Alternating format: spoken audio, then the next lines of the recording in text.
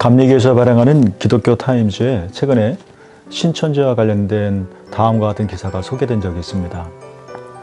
교회에 다니는 교인의 28.2%가 신천지와 접촉한 적이 있었고, 또 교회 중직자의 33%가 신천지로부터 포교를 당한 적이 있었다 하는 조사 내용이죠.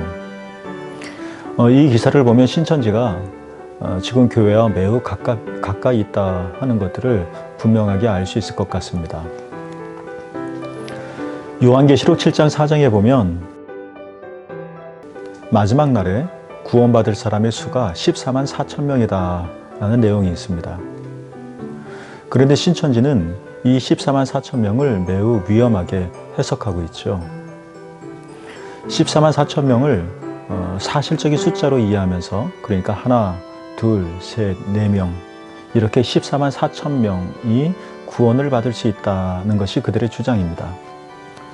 더 나아가서 신천지만이 구원을 받을 수 있고 신천지 모임 안에 들어오는 사람만이 14만 4천 명 안에 포함된다라는 이야기까지 하고 있죠.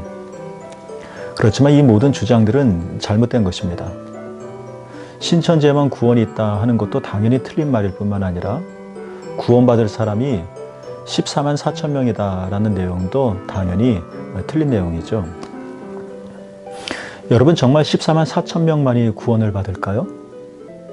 만약 그런 하나님이라면 하나님이 아니겠죠. 현재 세계 인구는 80억에서 조금 못 미칩니다. 80억 인구 중에서 14만 4천 명이라고 한다면 약 0.18%도 안 되는 거죠. 세계 인구의 0.18%만이 구원을 받는다면 하나님의 구원은 진짜 완전한 실패죠. 우리는 과연 이러한 하나님, 80억 인구 중에서 이 소수의 사람들만, 몇몇 사람들만이 구원을 받게 하시는 그 하나님을 가리켜 우리는 사랑의 하나님입니다 라고 과연 말할 수 있을까요?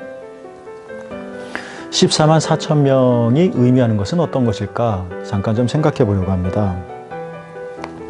요한계시록에 나오는 여러 숫자들처럼 14만 4천도 상징적인 숫자입니다. 사실적인 숫자가 아닌 거죠. 12. 유대인들의 문화에서 12는 가득 찼다 또는 전체, 모두, 이러한 의미를 담고 있습니다. 구약 성경에서 이스라엘의 지파가 모두 몇이었죠? 12이었습니다. 신약 시대에서 예수님의 제자도 모두 12명이었습니다. 여러분, 이왕 지파를 형성하고 제자를 세운다면 12보다는 20, 30 더 좋지 않을까요? 그런데 왜 꼭 12를 세웠던 것일까요? 왜냐하면 12라고 하는 숫자가 유대인들에게 있어서는 하나의 상징적인 의미로 온 세상, 전체, 이런 의미를 가지고 있기 때문에 그렇습니다. 144, 12 곱하기 12이죠. 그러니까 144는 구약과 신약, 구약시대와 신약시대의 모든 하나님의 백성을 의미한다라고 할 수 있습니다. 이 144에서 1000을 곱했죠. 그래서 14만 4천이 됩니다. 유대인 문화에 있어서 1000은 가장 큰 숫자의 단위입니다. 정리해서 말하면 14만 4천 명은 정말 사람의 수 14만 4천 명을 의미하는 것이 아니라 마지막 때 환난과 고난과 핍박이 있지만 하나님께서 구원하실 모든 백성, 바로 그 의미를 가지고 있는 숫자인 것입니다. 예수님께서 신약시대에 어떤 말씀을 하셨을까요? 요한복음에 보면 누구든지 나로 말미암아 구원을 받는다라고 말씀하셨습니다. 누구든지죠. 사도행전에서도 베드로가 설교를 할 때 누구든지 주의 이름을 부르는 자는 구원을 얻으리라 라고 말씀을 하셨습니다. 셋째 하늘을 경험했었던 사도 바울도 하나님은 모든 사람이 구원받기를 원하신다라고 고백을 했죠. 그러니까 하나님은 몇몇 사람들, 특정한 어떤 소수의 무리들만이 아니라 모든 사람들이 성별이나 인종이나 경제적인 수준 차이와 상관없이 누구든지 예수를 믿으면 구원을 얻는다. 이것이 신약성경의 복음의 핵심입니다. 마지막 날에 정말 딱 14만 4천 명만이 구원을 받는 것일까? 당연히 그런 것은 아닙니다. 하나님은 예수님을 믿는 모든 사람들, 예수님을 믿는 누구든지 구원을 받도록 약속을 하셨죠. 요한계시록 7장 4절에 보면 14만 4천 명에 대한 또 다른 표현이 하나 나옵니다. 그것은 하나님의 인침을 받았다 하는 내용입니다. 인친다, 여기서 이는 도장인데요. 그러니까 인쳤다 하는 이야기는 도장을 찍었다 하는 뜻이 있죠.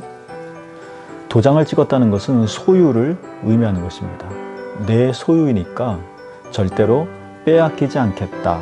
이것이 인친다, 그런 의미입니다.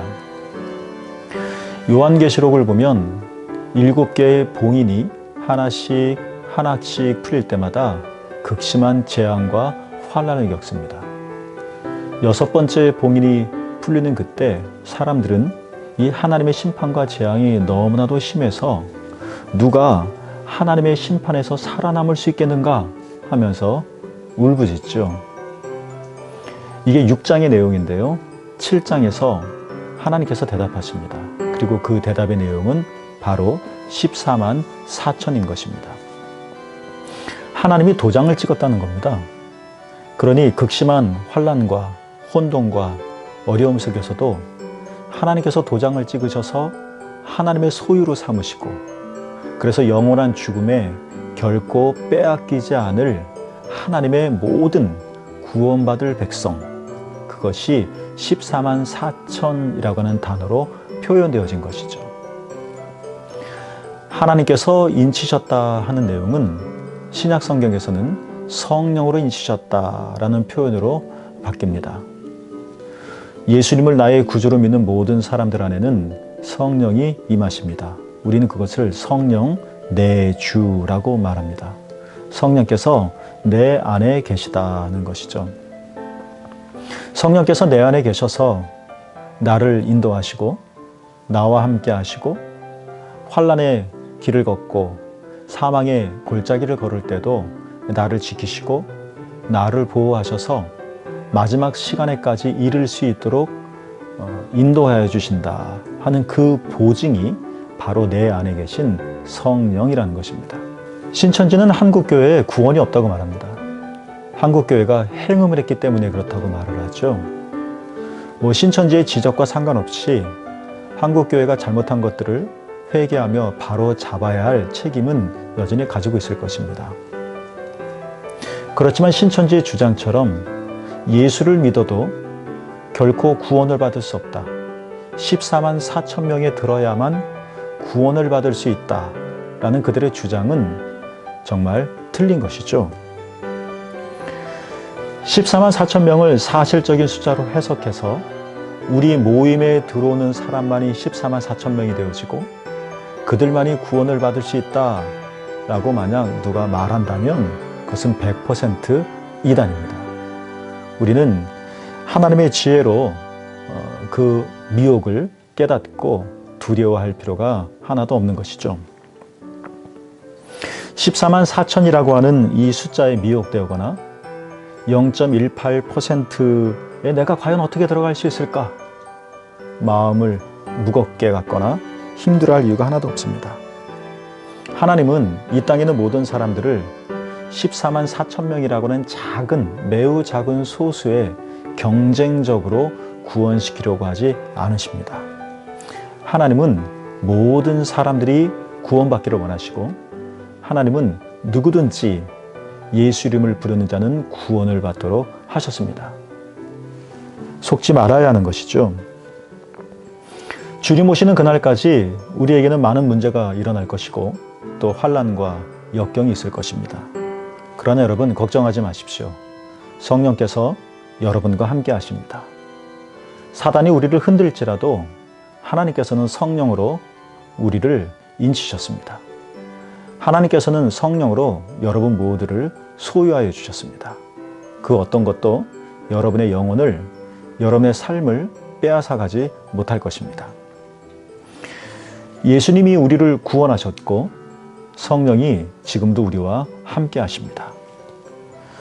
14만 4천이라고 하는 숫자에 미혹되거나 마음을 빼앗기지 마시고 오도도 나와 함께 하시는 성령님, 마지막 날까지 나를 지켜주시는 성령님을 기억하고 따라가면서 승리하시는 새물교 모든 교우분들이 되어지기를 예수님 이름으로 축복합니다.